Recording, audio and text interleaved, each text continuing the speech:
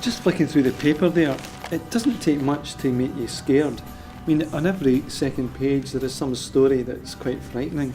A story about Obama, perhaps, makes you think about he could be assassinated someday, that they've actually caught somebody that wants to assassinate him. Well, there's other stories here about all that's happening in Zimbabwe and the problems there. And it just goes from one disaster to another. They're saying that, the Bank of England sees more trouble ahead. There could be more economic disaster facing us. And I know some people who have just given up reading papers because everything in the paper just seems to be always about doom and gloom.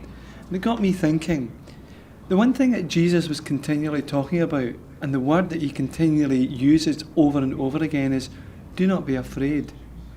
And I think that's a fascinating, insight into who Jesus really was.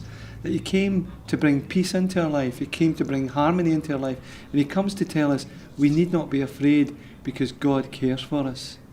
Maybe you should think about that as you survey all the stories that are around today, and it's easy to get so upset and worried about your future, to stop and think, I'm not going to be afraid. I'm going to actually cling to some of these promises of Jesus, where he says, I will never leave you nor forsake you. And it doesn't matter, even if you go through the darkest night, I'll be there with you. And I think it says something in Isaiah about that.